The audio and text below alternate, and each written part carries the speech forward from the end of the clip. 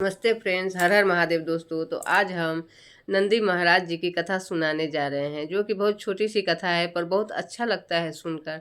तो आप लोग ज़रूर सुनिएगा और सुनकर बताइएगा कि आप लोग को ये कथा कैसी लगी। ज़रूर कमेंट में नमः शिवाय बोलकर आप अपना रिप्लाई दीजिएगा। तो हम सब ये तो जानते हैं कि नंदी जी महादेव जी के सवारी है, और जब भी हम महादेव के मंदिर जाते हैं तो पहले हमें नंदी जी का दर्शन होता है, फिर महादेव जी का दर्शन होता है। तो ये कैसे है, क्यों हुआ ऐसा, तो चलिए ये कथा सुनाते हैं। तो इस कथा में नंदी जी का कठिन परिश्रम, त्याग और बलिदान का ये कथा है। तो ये कहानी है शिलाद ऋषि की, जो कि बहुत ही परम भक्त थे महादेव जी की और दिन रात उनके ही पूजा में लीन रहते थे। पर उन्हें एक बात का बहुत दुख था कि उन्हें कोई संतान नहीं थी, इसलिए वो बहुत दुखी रहते थे। एक बार वो महादेव जी की बहुत कठिन तपस्या किए अपने संतान के लिए, पर उन्हें ऐसी वैसी संतान नहीं, उन्हें अयोनिज संतान ही चाहिए था। अयोनिज संतान उसको बोला जाता है जो कि माँ के गर्भ से पैदा नहीं होती। तो शिलाद ऋषि के कठिन तपस्या से महादेव जी खुश होकर उन्हें पुत्र का वरदान दे दिए। एक दिन शिलाद ऋषि यज्ञ के लिए भूमि में हल चला रहे थे, खेत जोत रहे थे। तब उन्हें खेत से, जमीन से एक पुत्र मिला जिसका तेज बहुत ही सैकड़ों सूर्य के समान था। तो वो शिलाद ऋषि उस बच्चे को अपने घर ले आए और उसे अपने पुत्र की तरह लालन पोषण करने लगे और बहुत ही प्यार से उसे अपने घर में रखने लगे। और धीरे धीरे वो बच्चा उनके घर में बड़ा होने लगा।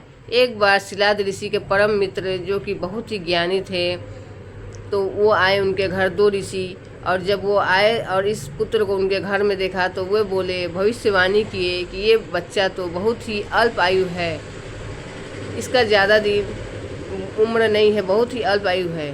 ये सुनकर शिलाद ऋषि बहुत विलाप करने लगे, बहुत रोने लगे, बहुत दुखी हो गए।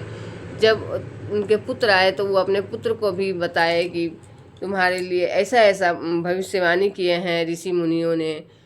तो नंदी जी बोले, पिताजी आप क्यों दुखी हो रहे हैं, जो जीवन दिए हैं वही रक्षा करेंगे। और ये बोलकर नंदी जी घर से निकल गए और जंगल में, वन में जाकर, पर्वत पर जाकर बहुत ही कठिन तपस्या करने लगे। अन्न जल सब त्याग दिए और त्याग कर बहुत ही कठिन तपस्या करने लगे महादेव जी की। और उनके मुख वो सिर्फ शिव नाम का जाप करने लगे। एक पैर पर खड़े होकर अन्न जल सब त्याग दिए थे और सिर्फ शिव नाम का जाप किए जा रहे थे। उनके इस जाप से, इस कठिन तपस्या, ऐसा कठिन तपस्या कोई देवी देवता भी नहीं किए थे आज तक महादेव जी का। इतना कठिन तपस्या वो करने लगे। उनके इस तपस्या को देखकर तीनों लोग हिल गया। सभी लोग मैंने तीनों लोग डगमगा गया कि इतना कठिन तपस्या ये कर रहे हैं। तब जाकर अंत में महादेव जी को प्रकट होना ही पड़ा नंदी जी के पास। तो वो महादेव जी उनके पास प्रकट हुए और बोलो बालक, तुम्हें क्या चाहिए, तुम इतना कठिन तपस्या क्यों कर रहे हो। तब नंदी जी महादेव जी के पैरों में गिर पड़े और बोले, हे प्रभु, मुझे ना अमरत्व का वरदान चाहिए और ना ही कोई सिद्धि चाहिए, मुझे तो बस आपका साथ चाहिए। हर वक्त, हर समय मैं बस आपके साथ रहना चाहता हूँ। आप मुझे अपने से अलग कभी मत कीजिएगा प्रभु, बस मुझे इतना ही वर दीजिए। उनके इस त्याग और समर्पण से महादेव जी भी भाव विभोर हो गए।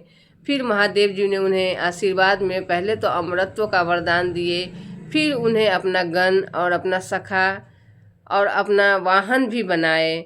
और उनको नंदी का मुख, उनको बैल का मुख लगाकर उन्हें अपना वाहन बना लिए और उन्हें ये आशीर्वाद भी दिए कि जो भी मेरे मंदिर में पूजा करने आएगा तो पहले तुम्हारे दर्शन करेंगे मेरे भक्त पहले।